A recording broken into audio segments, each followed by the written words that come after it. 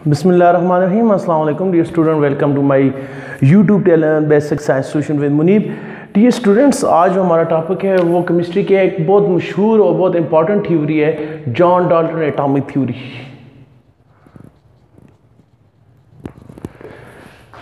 John Dalton, dear student, John Dalton was a English school teacher. ये कोई scientist नहीं थे, बल्कि ये कौन थे? ये इंग्लैंड के रहने वाले एक स्कूल टीचर थे, इंग्लिश स्कूल टीचर।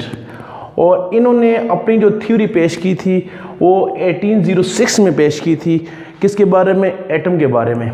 इससे पहले एटम पर एक थ्योरी पेश की थी ग्रीक्स ने, और तकरीबन 2000 ईयर एगो ग्रीक ने एक थ्योरी पेश की थी कि जो मैटर होता है वो टिनी पार्टिकल से मिलकर बना होता है।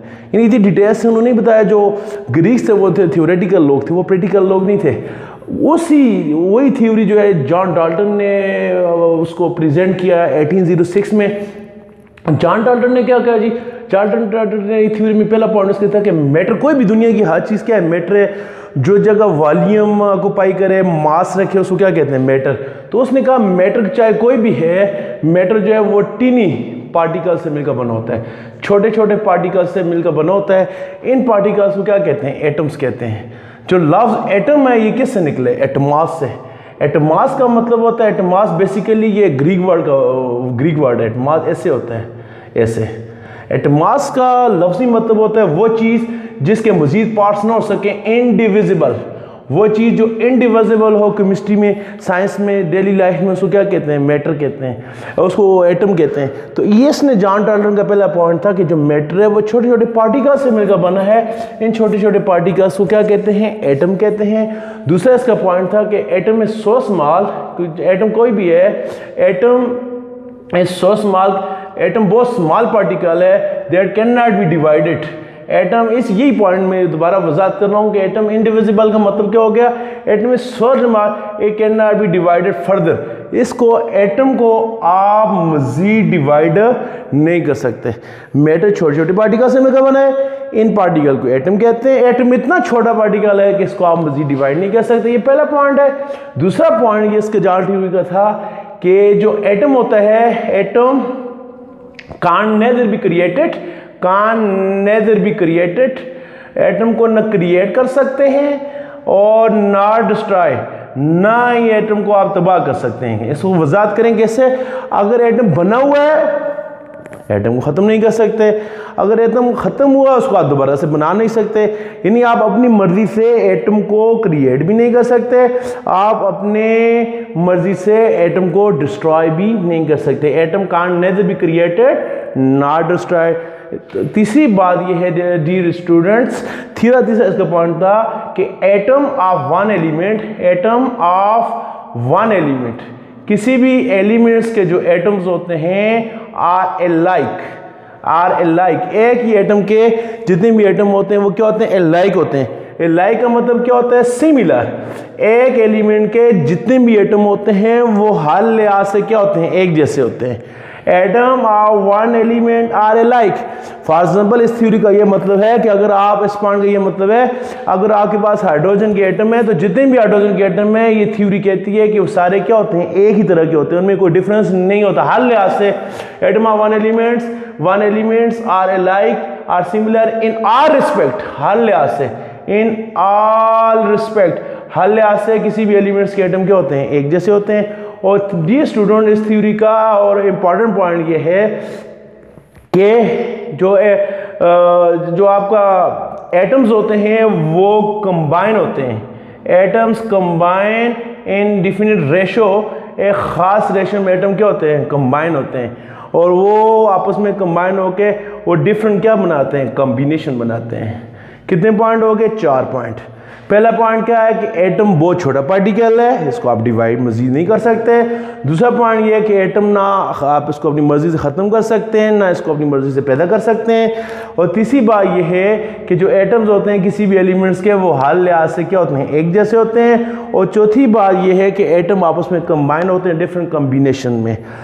ये तो होगी जॉन डाल्टन की थ्योरी। डी स्टूडेंट, आपने पढ़ा है कि जब तक थ्योरी से सारे साइंटिस्ट इत्तेफाक नहीं करते वो थ्योरी लॉ नहीं बनती। अगर बाद में आने वाले साइंटिस्ट जॉन डाल्टन की थ्योरी से एग्री हो जाते, एक्सपेरिमेंटली एग्री हो जाते हैं, तो जॉन डाल्टन थ्योरी ना होती, ये जॉन डाल्टन लॉ होता, लेकिन ये थ्योरी रही है। वजह क्या है इसके, ये जो 4 मेजर पॉइंट्स हैं इनमें से 3 पॉइंट्स को बाद में आने वाले साइंटिस्ट ने रिजेक्ट कर दिया।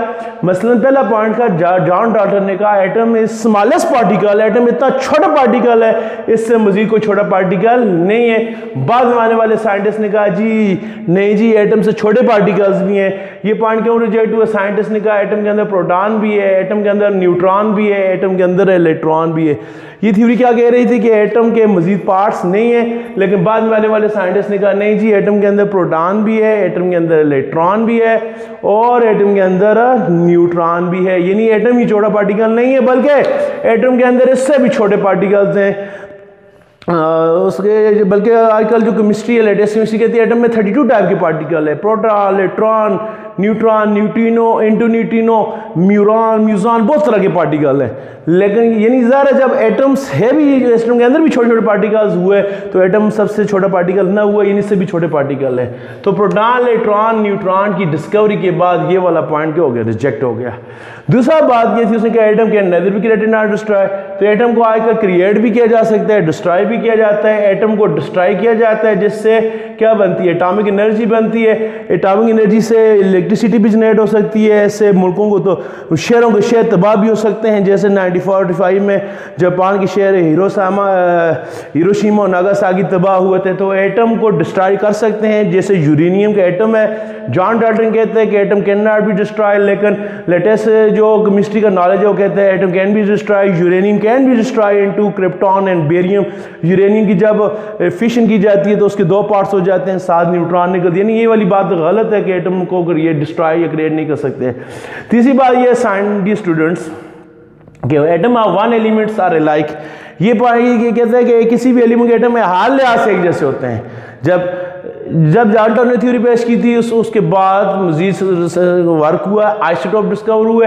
आपने आइसोटोप पढ़ा, आइसोटोप किसे कहते हैं? Atom of similar atom with same atomic number but different mass number. Isotope किसे कहते हैं? जिनका क्या होता है? सेम एटॉमिक नंबर होता है, जिनका एटॉमिक नंबर क्या होता है? सेम होता है, और डिफरेंट क्या होता है? Mass number.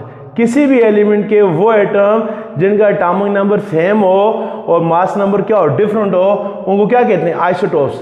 जब आइसोटोप डिस्कवर हो गए तो डी स्टूडेंट ये वाला पॉइंट भी क्या हो गया? रिजेक्ट हो गया, क्योंकि कहते हैं एटम हाल लिहाज से एक जैसे होते हैं। तो हाइड्रोजन के अंदर जितने भी एटम हाल लिहाज से एक जैसे नहीं है। प्रोटियम की मास 1 है, ड्यूटेरियम की मास 2 है, ट्रिप्टोन की मास 3 है। इनकी फिजिकल प्रॉपर्टीज डिफरेंट है। ठीक होगा, केमिकल प्रॉपर्टीज सेम है लेकिन फिजिकल प्रॉपर्टीज क्या है? डिफरेंट है। इस तरह क्लोरीन के 2 आइसोटोप्स आप पढ़ चुके हैं, क्लोरीन 35 और क्लोरीन 37। दोनों की फिजिकल प्रॉपर्टीज डिफरेंट है लेकिन दोनों की केमिकल प्रॉपर्टीज क्या है? सेम है। तो ये वाली बात भी हो गई। और चौथी बात क्या है? एटम कंबाइन होते हैं खास रेशो में। तो ये 3 रिजेक्ट हो गई। ये चौथी बात से साइंटिस्ट एग्री करते हैं कि एटम कंबाइन होते हैं डिफरेंट रेशो में। तो रेशो को क्या कहते हैं? Chemical formula. एटम एक खास फार्मूले में एक दूसरे के साथ कंबाइन होते हैं और कम्बिनेशन के नतीजे में क्या वजूद आता है? कंपाउंड्स। यानी ये वाला जो पॉइंट है इसकी बेस पर मॉडर्न जो कंसेप्ट है वैलेंसी का, मॉडर्न जो कंसेप्ट है फार्मूले का, मॉडर्न जो कंसेप्ट है कंपाउंड का, वो इस पॉइंट की बेस पर है। इन 4 में से 3 पॉइंट रिजेक्ट हो गए, एक पॉइंट अभी भी इस पर साइंटिस्ट क्या कर रहे हैं? एग्री कर रहे हैं। ये था हमारा आज का टॉपिक। वॉच करने के बहुत बहुत शुक्रिया। अल्लाह हाफिज़।